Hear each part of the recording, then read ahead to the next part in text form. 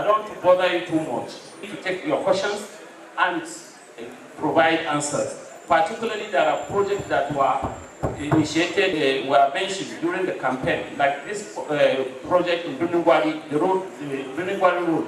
Already we have procured it in the budget, and inshallah is going to FED. So many number of projects are coming on board, and while we have issues relating to Northeast, is because as at that time there was high insecurity in that region, and our contractors abandoned site. But today we are recouping those projects, and they are coming back to FED, and they will be awarded by the special grace of God, because Mr. President is so passionate about each region.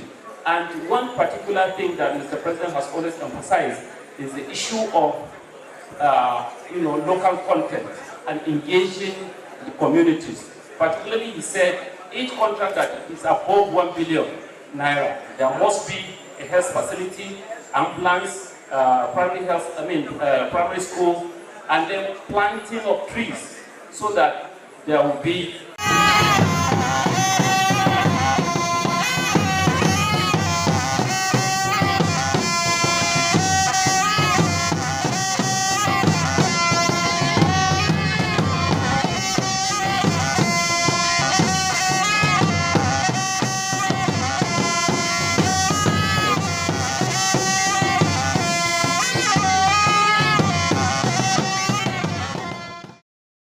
Sokoto State Government expresses readiness to collaborate with the National Postgraduate Medical College towards addressing health challenges in the state.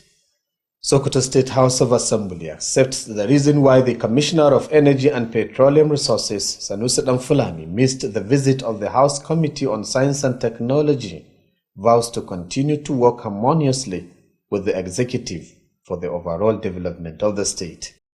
Agency for Nomadic Education Sokoto commences inspection visit to various schools to assess the level of commitment on ground for better education to Fulani children. Good evening and welcome to Alu TV News. Today, Tuesday, the 5th of August 2025. It was also the 10th of Safar 1447 after the hijrah of Prophet Muhammad, peace be upon him. I am Hayatu Jibo Dallatu with the news.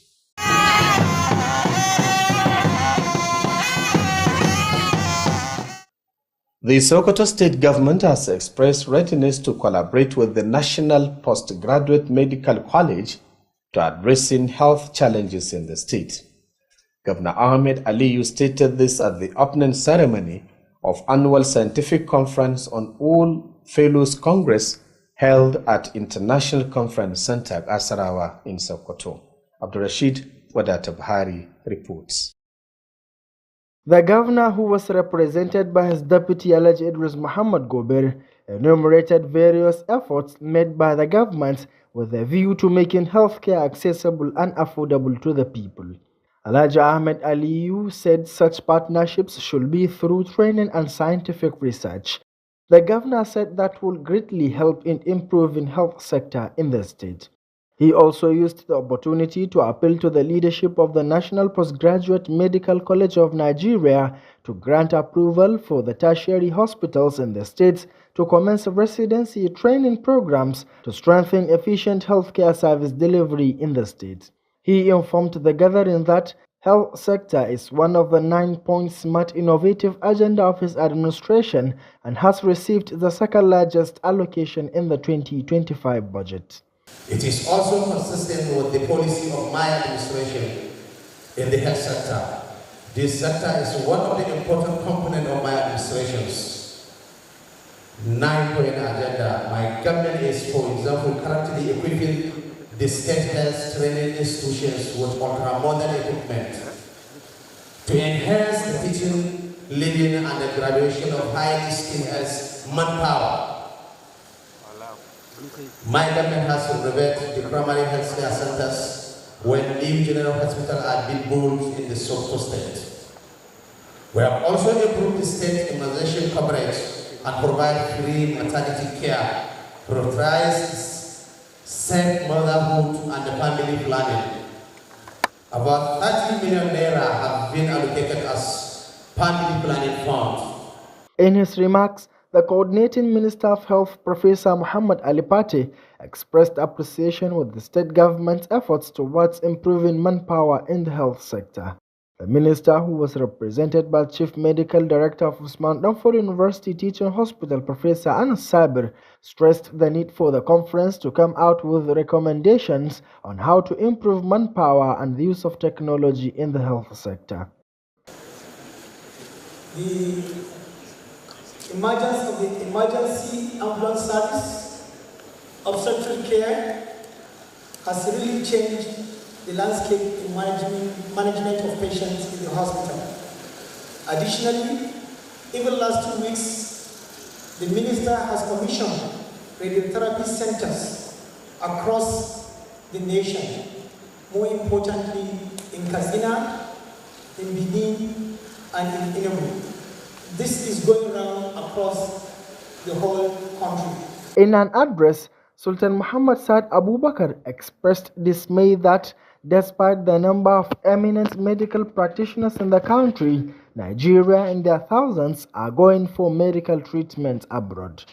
The Sultan therefore enjoined the participants to put heads together towards addressing this trend.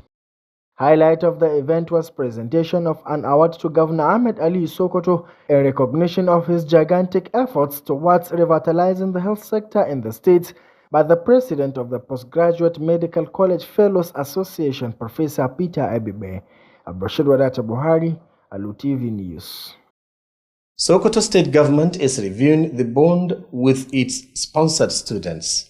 State Deputy Governor Idris Mohammed Gober stated this while receiving executive members of Sokoto professionals who paid him a courtesy visit. Naziru Al-Hajisani has more on the story.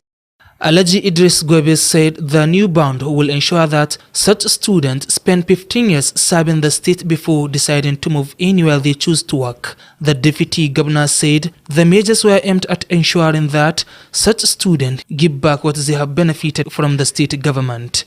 But the doctors, you understand, they are contributing a lot to the development of the state because they are all trained by the state resources and they have to pay back.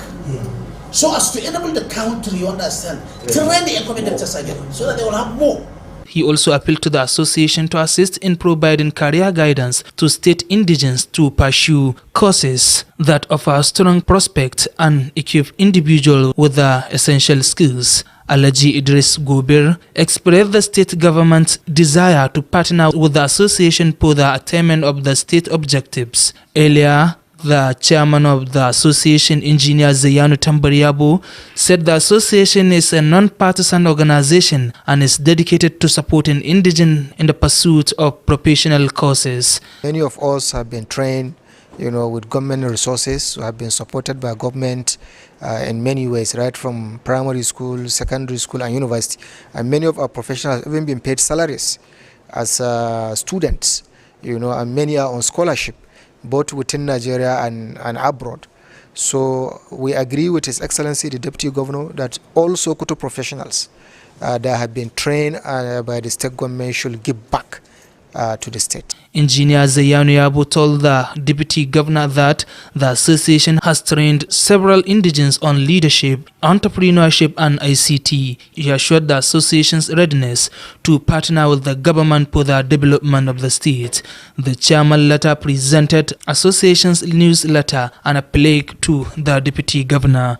Naziru Al-Hajisani, Alu TV News. The Sokoto State Commissioner for Energy and Petroleum Resources, Sanusi Ibrahim Danfulani, on Tuesday, appeared before the State House of Assembly following a summons issued over his absence during an oversight inspection visit to the Independent Power Project Site IPP by the House Committee on Science and Technology.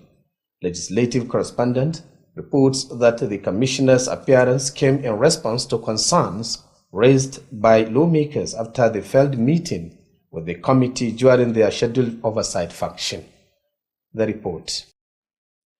The chairman of the committee, Honorable Awesu M. Aliyu, informed that the committee was satisfied with the explanation offered by the commissioner, who said his absence was due to his engagement at the State Executive Council meeting. He emphasized that the interaction reflected the legislature's commitment to accountability and effective oversight. Speaking to journalists shortly after the session, Commissioner Sanusi Danfulani described the incident as a communication gaffe and reiterated the ministry's readiness to cooperate fully with the assembly. He further pledged to support Governor Ahmad Aliyu's vision for energy development and uphold the rule of law in all ministerial operations.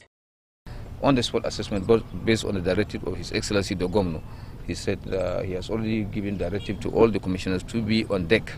And wherever the project of the state is, we shall be there, and part of the compliance of this directive, we are here. The ministry has always been supervising this project. We have always been looking after our project, no whether big or small, we are always there to make sure that the contractors have done their jobs according to specification. Meanwhile, the House during Tuesday plenary also adopted two significant motions aimed at promoting religious unity and addressing rural infrastructure challenges in the state. The first motion, titled Need for Standard Prayer Timing and Control of Jumu'at Mosques for the Unity of Muslim Ummah in the state, was sponsored by Honorable Abubakar Shehu Yabo constituency.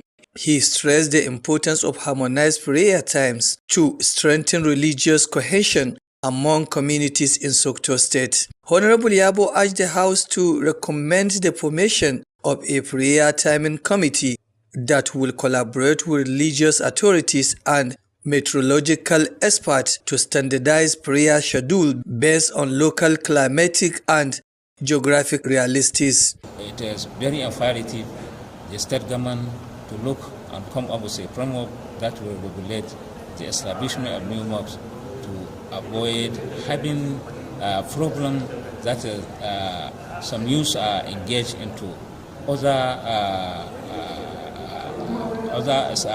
I can say, unlawful issues. In another development, Honorable Aliyu Lumo Usman Tangaza constituency presented a motion for the construction of 10-kilometer road from Masallacin Gongono to Takau village in Tangaza local government area. He explained that the road project will boost security operations and ease the movement of people and goods, particularly in communities plagued by armed banditry and related security threats. After contribution from various lawmakers in support of the motion, the Speaker, Honorable Tukur Balabo Dinga, announced their unanimous adoption. The House resolved to formally communicate the recommendations to the executive arms for urgent consideration and implementation. Jamilu Musa Mashanu reporting from the Sokoto State House of Assembly. Don't forget, you are watching Alu TV News, transmitting from Sokoto, the seat of the Caliphate. You can also watch us on our social media handles on YouTube channel. You can view us on Alu TV, while on our Facebook page, you can view us on Alu TV News. Now the news continues. The Sokoto State chapter of the Social Democratic Party has expressed dismay over the recent unauthorized gathering by the former party's gubernatorial candidate Senator Abubakar Umar Gada and the engagement of some non-registered individuals, as well as using the party's logo in his alliance with ADC. This is contained in a release signed by the party's secretary, Tahir Umar Aliyu, after a meeting of the state party's leaders at the party's temporary office along Bauchi Road, Sokoto. The release added that this is against an earlier statement issued by the party's national publicity secretary, in which the party's leadership prohibited the use of the party's name and logo for any means without the approval of the National Working Committee of the party. The statement further said such actions are prohibited and are capable of misrepresenting the party's position and can attract legal action. It added that the banners and posters used for the event carried the SDP and ADC, which have contravened the regulations of the party. The statement opened that since his defeat in 2023, the former gubernatorial candidate has discarded the party and its members only to appear in the unauthorized gathering in dispute. According to the State Executive Council of the party, it has not entered into any form of discussion engagement, or working alliance with any political party. It disregards such actions and exempts itself from any move of this nature. When a dog barks at you, don't stop to its level and back is an idiomatic expression used by an APC social media influencer upon the completion of a one-day training workshop organized by the State Minister of Works, Barrister Bello Muhammad Kwaranyo, to enhance the capacity of Sokoto State APC social media influencers towards promoting the 9-point agenda of the State Governor Ahmed Aliyu Sokoto and the President of the Federal Republic of Nigeria, Bola Ahmed Tinubu. Naziru Alhaji Sani reports that this is part of what were discussed during the event, which was held at the Tinubu Hall, the residence of the APC leader in Sokoto State, Senator Aliyu Maga Takardawamoko at Gawanama. His report. The influencers were highly motivated during the workshop as they were well prepared to respond positively to the frequent criticism from the opposition party regarding the developmental initiative of the current administration led by Governor Ahmed Aliyu Sokoto, as expressed by a majority of the participants interviewed during the occasion. Very impactful and educative event. I'm very happy to be part of the event. And the event, in fact, it will encourage me more. I'm very, very happy to attend this program because, as you can see, this is our program. The senior special assistant to the Sokoto State Governor on New Media, Nasiru Aminu Bazza, expressed confidence in the commitment of the APC social media influencers to promote the Ahmed Aliyu-led administration and defend its integrity in the state. It's just that we need to improve more, and the minister has given us the way that we can be able to decide on whether to go ahead or maybe provide other alternatives for our social media handlers in the state. But I can assure you, inshallah, we'll continue to be providing this kind of opportunities and bringing this kind of projects. I think you are a living witness that we went to Abuja just last week to attend the Digital Social Media Summit in Abuja, which was arranged or maybe provided by the SA Media to the President on New Media.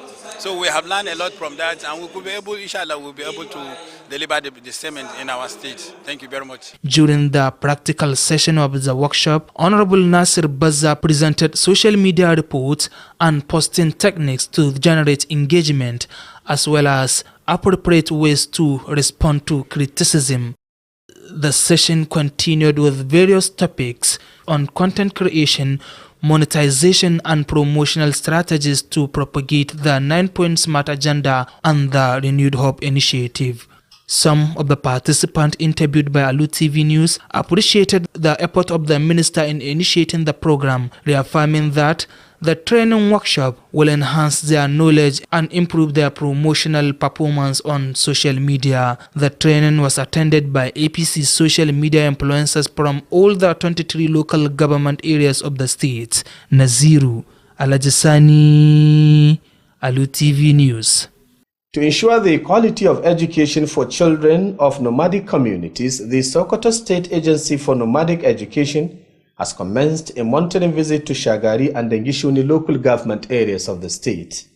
During the visit, the special advisor to the governor of the agency, Umar Magaji Katami, called on parents to support the efforts of the Sokoto State government in promoting the education of nomadic children across the state.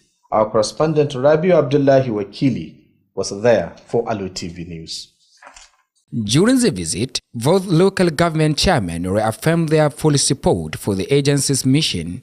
The chairman of Shagari, Barrister Alhaji Maidawa, represented by Councillor for Social Welfare in Sanyin Nawal Ward, Shehu Umar Gaduga, and the chairman of Yavu, Honorable Abubakar Muhammad Vazar, represented by Director of Finance, Bello Muhammad Bodinga, pledged to cooperate fully with the agency and respond swiftly to any demands that support the success of the program. In his address, the special advisor to the governor on nomadic education, Umar Magaji Katami, said the visit aimed to assess the state of the schools and the quality of the education delivered. He stressed that the initiative is for the entire community, will not only plan children. He also praised the clear community support for Governor Ahmed Aliyu Sokoto's administration which prioritize education and Islamic affairs in its 9-point agenda. He therefore announced the launch of a program in collaboration with the Shehu Shagari College of Education to create a faculty of Fulani education. Also addressing the Executive Director of the Sokoto State Nomadic Education Agency, Honorable Tambari Dikogoshe, and the National Nomadic Education Agency Coordinator, Mustafa Aliyu, jointly commended the state government's commitment to nomadic education. He urged communities, local councils, and the parents to protect schools' facilities and continue supporting the expansion of quality education and promoting development. The state chairman of Miyetti Allah, Malam Aliyu Musawa, describes the visit as timely and the first of its kind. He commended the agency's attentions to Shagari local government, revealing that the Sokoto state government has constructed over 13 nomadic schools in the area. The schools have produced many students who are now studying at higher institutions or working across various sectors. Community members and Miyetti Allah representatives from the two local governments expressed delight over the visit. They appreciated Governor Ahmad Aliyu Sokoto's effort in prioritizing education not only in Shagari but across the entire state. They also presented several requests concerning education, youth employment, and infrastructure needs. Reporting for Alu TV News, Ravi Abdullahi Wakili. The Gender Educator Initiative GEI has urged the federal government to establish trauma counseling centers, free shelters, and legal aid services for women and children affected by banditry attacks in Zamfara State.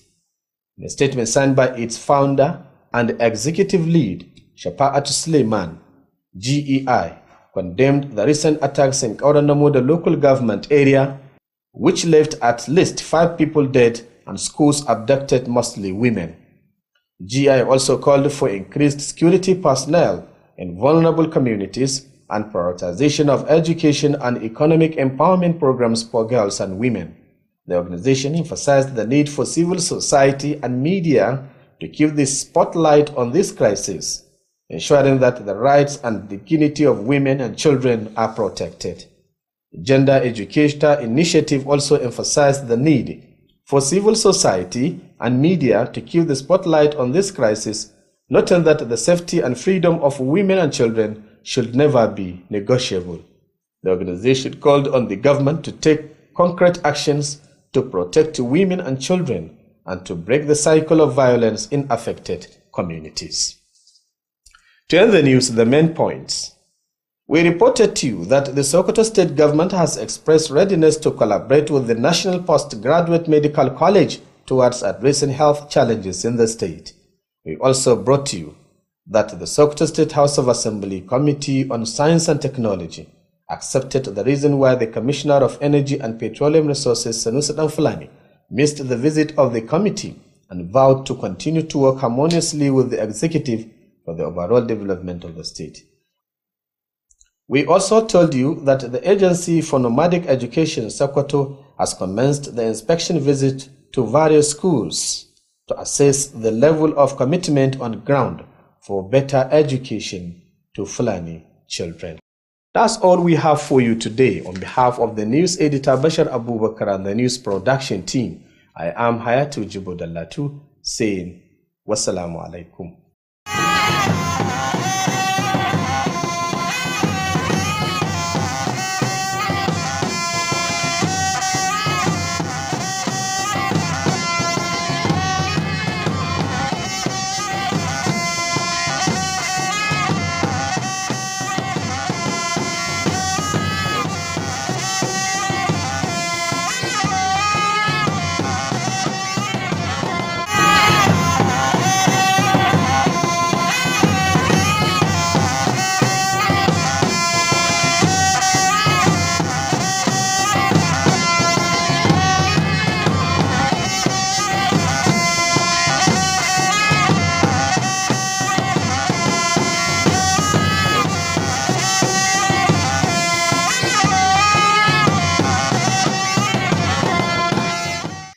Gwamnatin jihar Sokoto ta bayyana aniyarta na yin haɗin gwiwa da kwalejin kiwon lafiya ta ƙasa domin magance matsalolin lafiya a jihar. Majalisar Dokoki ta jihar Sokoto ta karɓi uzurin kwamishinan makami Sanusi Dan Fulani dangane da rashin halartar duba aikin wutar lantarki mallakin jihar Sokoto wato IPP tare da sha alwashin ci gaba da aiki kafaɗa da kafaɗa da ɓangaren zartarwa. Hukumar ilimin makiyaya ta jihar Sokoto ta fara duba makarantun Fulani don tabbatar da samar da ingantaccen ilimi zuwa gare su. Masu kallo barka da kasancewa da fassarar labaran Alu TV na wannan rana yau dai muna ranar Talata 5 ga watan Agustan shekarar 2025 wanda ya daidai ga 10 ga watan Safar na shekarar 1447 bayan hijirar fiyayyen halitta na Muhammad sallallahu alaihi wasallam daga garin Makka zuwa Madina. Sunana Bashir Wadata Buhari dauke da fassarar labaran.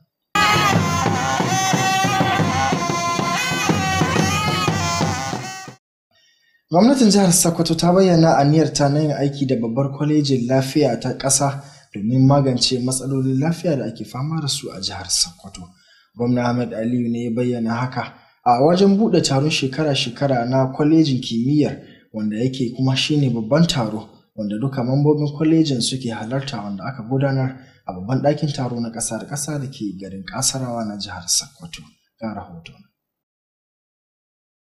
Gwamnan wanda ya samu wakilcin mataimakinsa injiniya Idris Muhammad Gobir ya zayyana ayyuka daban-daban masu inganci da gwamnatinsa ta samar da nufin samar da ingantacciyar kiwon lafiya cikin sauƙi ga al'ummar jihar Sokoto. Alhaji Ahmed Aliyu ya bayyana cewa irin wannan haɗin gwiwar kuwa tana da tasiri matuƙa ta hanyar horarwa da ma binciken kiwon lafiya. Gwamnan ya bayyana cewa wannan kuwa zai taimaka matuƙa wajen inganta harkokin kiwon lafiya musamman a jihar Sokoto. Ya kuma yi amfani da wannan damar inda ya kira ga shugabannin kwalejin kiwon lafiya ta ƙasa da su ba da izini ga manyan asibitocin jihar domin soma shirye-shiryen horarwa zuwa ga 'yan jihar da nufin ƙarfafawa da kuma samar da ingantacciyar aikin lafiya a jihar. Daga nan kuma ya sanar da mahalarta taron cewa ɓangaren lafiya na daga cikin ƙudurruka 9 na gwamnatin jihar waɗanda ya sama da nufin samar da ingantacciyar rayuwa ga al'ummar jihar Sokoto, kuma shine sashe na biyu wanda ya ɗauki kaso mafi tsoka daga cikin kasafin kuɗin shekarar 2025. A nasa jawabi kuwa ministan lafiya na ƙasa Muhammad Alfate ya bayyana jin daɗinsa irin ƙoƙarin da gwamnatin jihar Sokoto take yi musamman ma wajen ƙarfafa ayyukan lafiya a jihar. Ministan wanda ya samu wakilcin babban daraktan asibitin koyarwa ta Jami'ar Usmanu Danfodiyo da ke jihar Sokoto Farfesa Anas Sabir ya jaddada buƙatar da ke akwai ga mahalarta wannan taron da su ba da shawarwari kan yadda za a ƙarfafa wa ma'aikatan kiwon lafiya da ma yadda za a yi amfani da fasahar zamani musamman a sha'anin kiwon lafiya. A nasa jawabin kowa mai alfarma sarkin musulmi Muhammad Sa'ad Abubakar ya bayyana rashin jin daɗinsa kan yadda wasu dubun dubatar 'yan Najeriya ke fita waje domin neman lafiya duk da yake akwai ƙwararrun likitoci a cikin ƙasar. Daga nan sarki ya yi kira ga ɗaukacin mahalarta taron da ma sauran al'umma da su haɗa kai domin tabbatar da cewa an magance wannan matsalar. Babban abin ƙayatarwa da ya faru a wurin taron kuwa shine lambar karramawa da aka baiwa gwamnan jihar Sokoto Ahmed Aliyu bisa ga gagarumin ƙoƙarin da yake yi musamman ma wajen farfaɗowa da harkar kiwon lafiya a jihar, wanda shugaban ƙungiyar tsofaffin ɗalibai ta kwalejin Farfesa Peter Ebibe ya gabatar zuwa gare shi. Bashir Wadata Buhari, labaran Alu TV. Gwamnatin jihar Sokoto ta bayyana cewa tana kan duba yarjejeniyar da ke tsakaninta da ɗaliban da take ɗaukar nauyinsu. Mataimakin gwamnan jihar Sokoto Alhaji Idris Muhammad Gobir shine ke bayyana hakan yayin da yake karɓar wata tawagar shugabannin ƙungiyar Sokoto Professionals da suka kai masa ziyara a ofishinsa ta Bangirma. Wakilinmu Naziru Alhaji Sani yana ɗauke da ƙarashin wannan rahoton. Alhaji Idris Muhammad Gobir ya tabbatar da cewa wannan haɗin zai tabbatar da cewa ɗaliban sun cika shekaru 15 suna aiki ga jihar kafin su yanke shawarar inda za su yi aiki. Mataimakin gwamnan ya tabbatar da cewa wannan alakar na da manufar tabbatar da cewa waɗannan ɗaliban da suka amfana da gwamnatin jiha sun taimaki al'ummarsu. Kazalika ya yi kira ga wannan kungiya da ta samar da horaswa ga 'yan asalin jihar domin su samu ƙwarewa akan kwasa-kwasan da suke karatu musamman na abin da ya shafi koyon sana'o'i. Alhaji Idris Gobir ya bayyana kokarin gwamnatin jihar Sokoto wurin hada gwiwa da kungiyar domin tabbatar da cewa gwamnati ta cika muradunta. Tun a farko a cikin nashi jawabi shugaban kungiyar injiniya Ziyanu Tambar Yabo ya ce kungiya ce mai zaman kanta wadda ta zage damtse wurin taimaka ma 'yan asalin jihar domin su zamo kwararru a dukkanin kwasa-kwasan da suke koyo. Mun yi na'am da wannan kira kuma mun yadda da wannan kira. Ya zama dole duk wani dan haihuwar jihar Sokoto wanda aka yi amfani da dukiya ta jama'a jihar Sokoto aka ba shi ilmi tun mataki na primary da mataki na secondary da mataki na university, aka ba shi tallafi na musamman na gwamnati wato scholarship, duk ya zama abin da ya zama, to ko dai ya dawo ya yi ma jiha aiki na wani tsawon lokaci mai muhimmanci, ko kuma cikin abin da yake samu idan yana aiki ba a cikin jiha ba ya ware wani kaso na cikin albashin shi yana badawa domin a tallafa ma saura na tafi baya. Injiniya Ziyanu Yabo ya gaya ma mataimakin gwamnan cewa ƙungiyar ta koyar da ɗalibai 'yan asalin jihar da dama kan abubuwan da ya shahi koyon sana'o'i da ma na'ura mai kwakwalwa. Kazalika ya tabbatar da ƙoƙarin ƙungiyar wurin ci gaba da taimaka ma gwamnatin jihar domin samar da ci gaba. Daga bisani ya gabatar da kyautar karramawa ga mataimakin gwamnan. Naziru Alhaji Sani, labaran Alu TV. Kwamishinan makami da albarkatun man fetur na jihar Sokoto Honorable Sanusi Dan Fulani ya bayyana gaban majalisar dokoki ta jihar bayan gayyatar da kwamitin kimiyya da fasaha na majalisar ya kai masa sakamakon rashin halartar da ya yi a yayin wata ziyara ta duba aikin wutar lantarki mallakin jihar Sokoto da kwamitin ya kai. Wakilinmu na majalisar dokoki Jamilu Musa Mai Shanu ya rawaito mana cewar bayyanar kwamishinan kuwa ya biyo ne bayan damuwar da 'yan majalisar suka nuna akan rashin halartar sa a lokacin baya. Ga rahoton nasa. Shugaban kwamitin kimiyya da fasaha na Majalisar Dokokin Jihar Sokoto Honorable Awaisu M. Aliyu ya shaida cewa kwamitinsa ya gamsu da bayanin da kwamishinan harkokin makamashi Honorable Sanusi Dan Fulani ya bayar dangane da dalilin rashin halartar taron duba ayyukan IPP, inda ya ce rashin isarsa ya samu asali ne daga halartar taron majalisar zartarwa ta jiha da kwamishinan ya yi. Honorable Awaisu ya jaddada cewa wannan tattaunawa alama ce ta irin jajircewa da majalisar ke da ita wajen tabbatar da gaskiya da ingantaccen tsarin duba ayyuka na gwamnati. A hirarsa da manema labarai bayan zamansa a majalisar, kwamishina Sanusi Dan Fulani ya bayyana cewa rashin halartar taron nasa ya biyo bayan matsalar sadarwa, kuma ya sake nanata kudurin ma'aikatarsa na yin aiki kafada da majalisar dokoki. Ya kuma yi alkawarin ci gaba da goyon bayan manufofin gwamna Ahmad Aliyu na bunƙasa ɓangaren makamashi da tabbatar da bin doka da oda a dukkan ayyukan da ma'aikatar ke gudanarwa. Ayyuka da kuma abubuwan da aka saba basuwa, to sai aka samu bambancin lokaci, suna zuwa mu kuma na cikin mitin, to abin bai yi musu daɗi ba saboda suna ganin kamar ba su da labarin mana wani mitin, suna ganin kamar ba a kula da su ba.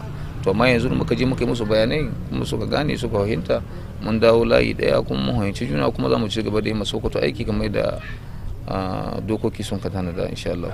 A wani bangare na zaman majalisar na ranar Talata, 'yan majalisar sun amince da ƙudurori biyu masu muhimmanci da suka shafi inganta haɗin kan addini da kuma ci gaban ababen more rayuwa a yankunan karkara. Ƙudurin farko, wanda Honorable Abubakar Shehu Yabo, ɗan majalisa mai wakiltar mazaɓar Yabo, ya gabatar, mai taken buƙatar daidaita lokutan sallah da tsare-tsaren masallatan Juma'a domin haɗin kan al'ummar musulmi a jihar Sokoto. Ya jaddada muhimmancin samun daidaito a lokutan sallah domin ƙarfafa haɗin kan al'umma a faɗin jihar.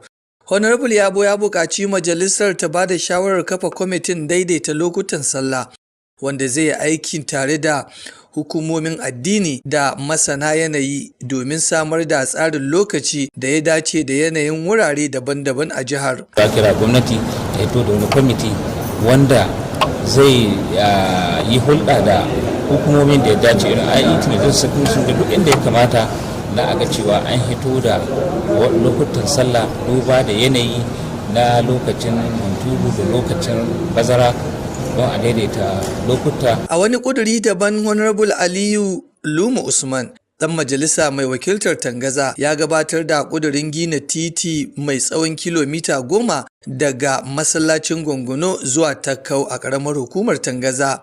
ya bayyana cewa aikin gina wannan hanyar zai taimaka matuƙa wajen inganta harkokin tsaro da sauƙaƙa zirga-zirga musamman yankunan da ke fama da hare-haren 'yan bindiga da sauran matsalolin tsaro. Shakka kowa da ya san hanya muhimmancin ta ya haɗa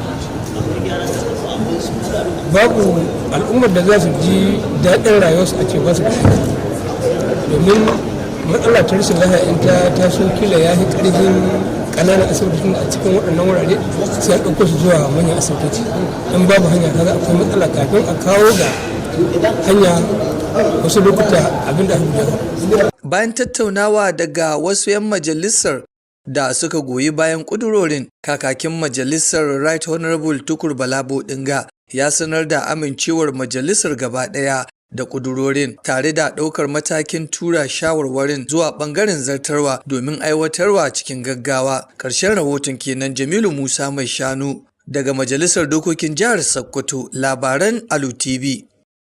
To masu kallo kada ku sha'afa kuna kasancewa ne da waɗannan labaran kai tsaye daga nan birnin Daular Usmaniya wato jihar Sokoto. Haka ma za ku iya kasancewa da mu a shafukanmu na sada zumunta inda za ku same mu a kafar YouTube a Alu TV sai kuma a Facebook a Alu TV News. Haka ma za ku iya sauke manhajar mu akan Play Store ta hanyar danna Alu TV. Domin kasancewa da shirye-shiryen da muke gabatarwa kuma kasancewa da mu kai tsaye yayin da ake gabatar da kowane shiri. Yanzu kuma labaran za su ci gaba.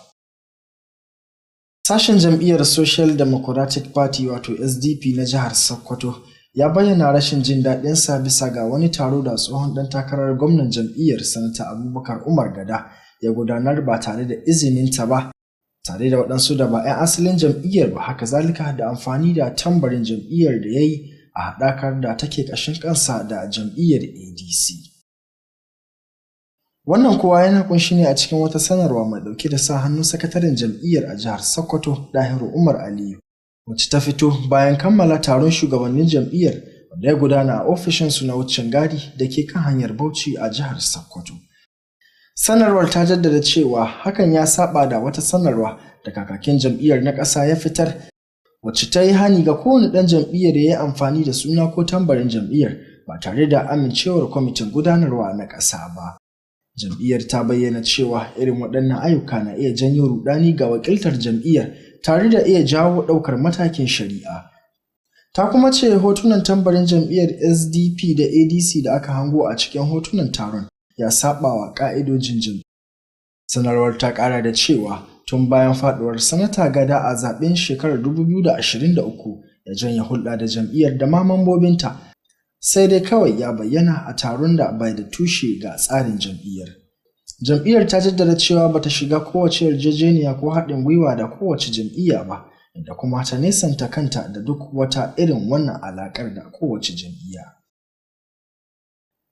An kammala taron nan na wankin kwakwalwa na kwana ɗaya zuwa ga ma'abuta kafar An kammala taron nan na wankin kwakwalwa na rana ɗaya wanda aka shirya zuwa ga ma'abuta amfani da kafar sadarwa ta zamani wato social media, wanda ministan ƙasa a ma'aikatar ayyuka Barista Bello Muhammad Gwaranyo ya jagoranta a wani ƙoƙari da ake yi na ganin cewa an wayar da kan al'umma musamman masu amfani da kafar sadarwa ta zamani domin tallata manufofin shugaban ƙasa Bola Ahmed Tinubu da ma ƙudurka tara na gwamnan jihar Sokoto Ahmed Aliyu Sokoto.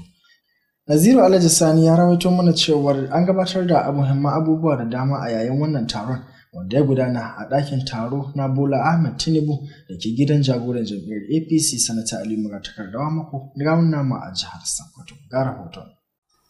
Masu ruwa da tsakin sun bayyana yadda horarwar ta ƙara musu ƙwarin gwiwa, wadda suka bayyana cewa za ta taimaka musu wurin mai da martani ga ƙalubalen da suke samu daga 'yan uwan adawa, musamman wurin mai da martani kan ayyukan ci gaba wanda gwamnatin Ahmad Aliyu Sokoto ta gabatarsuwa, inda yayin zantawa da manema labaran Alu TV mahi yawanci daga cikin waɗanda aka zanta da su suka bayyana cewa a shirye suke da su fara ɗabbaka abin da suka koya. Mataimaki na musamman ga gwamnan jihar Sokoto kan harkokin kafafen sada zumunta na zamani Nasiru Aminu Bazza ya bayyana ƙwarin gwiwarsa akan waɗannan masu ruwa da tsaki na jam'iyyar APC da kuma ƙoƙarin da suke yi wurin yayata ayyukan gwamnatin jihar Sokoto da ma kare martabarta. Da gaske muna da tsare-tsare wanda muke da su a matsayina na SSA New Media and Social Media ga mai girma gwamna mun ma taɓa irin waɗannan abubuwan kuma yanzu shi minista ya bamu hanya mai kyau wadda za mu ƙara tunanin irin waɗannan abubuwa da za mu yi kuma ina baka tabbacin ba da jimawa ba za a ga waɗannan shirarwa ko satin da ya wuce ko in ce kwanakin da suka wuce mun je Abuja mun halarci irin wannan taro kuma muna shirin za mu sake iri ne a jihar Sokoto wanda kowa zai shaida cewa gwamna Ahmed Aliyu yana tare da abubuwa na 'yan social media a jihar Sokoto. A yayin da yake gabatar da horaswar Honorable Nasir Bazza ya koyar akan yadda ake rubuta labari da kuma yadda ake wallafa bayanai a kafafen sadarwa na zamani domin janyo cece-kuce a kafafen da kuma yadda ake mayar da martani. An ci gaba da gabatar da wasu makaloli da dama kan abin da ya shahi kirkiro bayanai, dabarun tallata manufa da kuma kare kudurori guda 9 na gwamnatin jihar Sokoto da shirin sake fata na gwamnatin tarayya. Wasu daga cikin mahalartan da muka zanta da su sun bayyana godiyarsu ga ministan da fito da wannan shiri, inda suka ba da tabbacin cewa wannan horaswar da aka musu za ta taimaka musu kwarai wurin faɗaɗa iliminsu da kuma yayata manufofin gwamnatin jihar Sokoto akan kafafen sadarwa na zamani. Wannan horaswar dai ta samu halartar. To kana bugu mutu ka hana mai kuka, babu yanda za a yi kana da gwamnati wanda bai da gwamnati ku zo na lahiyar kai da shi. Da haka duk yadda kaga dan adawa yana soke burutsu to yana yi ne don ya ga cewa mi ya criticize din gwamnati. To shi yasa mahaukacin kare kokarin yake ya cije ka. Da haka idan kare yayi ihu ka kyale shi ya nuna cewa mi shine karen, amma yayi ihu kai ihu kun zama mi karnuka. Amma idan yayi ihu kai ko kai banza da shi wannan ya nuna mi bai sa abin da ke ba, wanda ya ashe sunan mi na kare. Abin sa ne kan haka cewa ita gwamnati idan kana yin ta dole babu yadda za a yi ka kare kanka daga zargi, babu yadda za ka yi ka kare kanka daga suka. Masu ruwa da tsaki akan kafafen sada zumunta na zamani na jam'iyyar APC a dukkanin fadin kananan hukumomi 23 na fadin jihar Sokoto. Naziru Alhaji Sani, labaran Alu TV. Domin samar da ingantaccen ilimi a jihar Sokoto kuwa, hukumar ilimin kula da makiyaya a jihar Sokoto ta soma ziyarar duba makarantun 'ya'yan Fulani a ƙananan hukumomin Yabo da Shagari domin ganin yadda ake gudanar da karatu a waɗannan makarantun. Mai baiwa gwamna shawara na musamman kan wannan bangare Umar Magaji Katami ya buƙaci iyaye da su mara wa gwamnati baya domin ganin cewa ilimin 'ya'yansu ya ci gaba. Wakilin Murabi Abdullahi Wakili ya kasance a cikin wannan ayari kuma gashi ɗauke da ƙarashin wannan rahoton. In ziyarar, shugabannin ƙananan hukumomin sun sake jaddada goyon bayansu ga manufofin hukumar. Shugaban ƙaramar hukumar Shagari wato barista Alhaji Maidawa, wanda wakilin kula da jin daɗin jama'a na gundumar Sanyin Nawal Shehu Umar Gadoga ya wakilta, da kuma shugaban karamar hukumar Yabo Honorable Abubakar Muhammad Bazar, wanda daraktan kuɗi Bello Muhammad Bodinga ya wakilta, sun yi alkawarin ba da cikakken haɗin kai da kuma goyon baya ga hukumar, tare da gaggauta mayar da martani ga duk wata bukata da za ta taimaka wajen cimma nasarar shirin. A jawabinsa, mai ba gwamna shawara na musamman kan ilimin makiyaya Umar Magaji Katami ya bayyana cewa manufar ziyarar ita ce domin tantance yanayin makarantun da kuma ingancin ilimin da suke bayarwa. Ya jaddada cewa shirin na kowa ne, ba wai na 'ya'yan Fulani kaɗai ba. Haka kuma ya yaba da yadda al'umma ke bayar da goyon baya ga gwamnatin gwamna Ahmad Aliyu Sokoto, wadda ta sanya ilimi da harkokin addini a gaba daga cikin ƙudurorinta tara. Ya sanar da kaddamar da wani shiri haɗin gwiwa da kwalejin koyar da malamai ta Shehu Shagari. Sadda ba a ma'aikaci bai zo aiki ba, ɗaya biyu to uwayen yara su yi mana bayani. Mu kuma muna da matakin da za mu ɗauka ga kowane malami. Domin duk abin da aka yi, Ahmedun Alu ya yi, ya ƙara muku albashi. Muna ba ku allowances, especially principal, wanda za ku yi running in activities naku na office, to don me a ce ba a zuwa aiki. Domin kafa sashen koyar da ilimin Fulatanci. A nasa ɓangaren, daraktan gudanarwa na hukumar ilimin makiyaya ta jihar Sokoto, wato Honorable Tambar Dikko Goshe, tare da coordinator hukumar ilimin makiyaya ta ƙasa Mustapha Aliyu sun yaba da jajircewar gwamnatin jihar bisa yadda take tallafawa ilimin makiyaya. Sun buƙaci al'ummomin ƙananan hukumomin da iyaye da su rika kare kayayyakin makarantu da kuma ci gaba da bada goyon bayan faɗaɗa ilimi mai inganci a matsayin wata hanya ta daƙile laifuka da bunƙasa ci gaba. Ba yara maza kawai ake son su zo makaranta ba, Allah muna son a ba da ƙarfi ga yara da su ma 'yan mata, saboda ilimin mata kamar ilimin yana da ƙarfi sosai, don uba na ita amma in uwa na da ilimi ita ka horaswa. Shugaban Miyatti Allah na jihar Sokoto Malam Aliyu Musawa ya bayyana ziyarar a matsayin ta farko tun kafa hukumar. Ya bayyana yadda hukumar ta baiwa karamar hukumar Shagari kulawa, inda ya bayyana cewa gwamnatin jihar Sokoto ta gina sama da makarantu 13 na ilimin makiyaya a yankin, waɗanda makarantun sun samar da ɗalibai da dama da ke karatu a manyan makarantu ko kuma suna aiki a sassa daban-daban. Wakilan Miyatti Allah da sauran al'ummomin ƙananan hukumomin biyu sun bayyana farin cikinsu da wannan ziyarar. Sun yabawa gwamnatin gwamna Ahmad Aliyu Sokoto bisa ƙoƙarinta na fifita ilimi ba kawai a Shagari ba har ma a duk faɗin jihar. Haka kuma sun gabatar da wasu buƙatu da suka shafi ilimi, aikin yi ga matasa da abubuwan more rayuwa.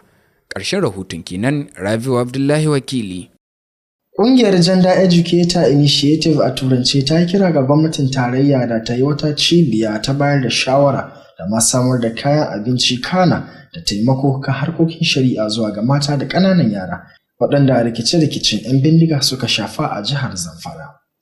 A wata sanarwa da shugabar ƙungiyar Shafa'atu Suleiman ta sanya wa hannu, ƙungiyar ta yi Allah wadai da hare-haren da aka kai a ƙaramar hukumar Ƙauren Namoda, inda akalla mutane 5 suka rasa rayukansu tare da sace mutane da dama waɗanda mafi yawansu mata ne. Haka ma ƙungiyar ta nemi ƙarin jami'an tsaro musamman a yankuna da ƙananan hukumomin da suke da rauni, tare da fifita shirye-shiryen ilimi da ƙarfafa tattalin arziki zuwa ga mata a waɗannan yankunan. Ƙungiyar ta kuma jaddada buƙatar kafofin watsa labarai da ƙungiyoyin farar hula da su ci gaba da haska waɗannan matsaloli domin kare 'yancin mata da ma ƙananan yara. Ta kuma kira ga gwamnati da ta ɗauki matakan a zo a gani musamman ma domin kare 'ya'ya mata da yara da ma kawo ƙarshen wannan tashin hankali. To jama'a, iyakacin labaran kenan, amma kafin sallama da ku ga maimacin wasu daga cikin muhimman kanunsu. Tun da farko mun kawo muku labarin cewa gwamnatin jihar Sokoto ta bayyana aniyarta na yin haɗin gwiwa da kwalejin kiwon lafiya ta ƙasa domin shawo kan matsalolin lafiya a jihar. Haka ma mun rawaito muku cewar majalisar dokoki ta jihar Sokoto ta karɓi uzurin kwamishinan makamashi Sanusi Dan Fulani dangane da rashin halartar duba aikin wutar lantarki mallakin jiha, tare da sha alwashin ci gaba da aiki kafaɗa da kafaɗa da ɓangaren zartarwa. Haka zalika mun labarto muku cewar hukumar ilimin makiyaya ta jihar Sokoto ta soma duba makarantun Fulani domin tabbatar da samar da ingantaccen ilimi zuwa ga 'ya'yansu. So duka iyakacin labaran kenan, a madadin editan labaran Bashar Abubakar da ma tallafawar 'yan uwa abokan aiki. Abubakar Buhari nake cewa da kuma assalamu.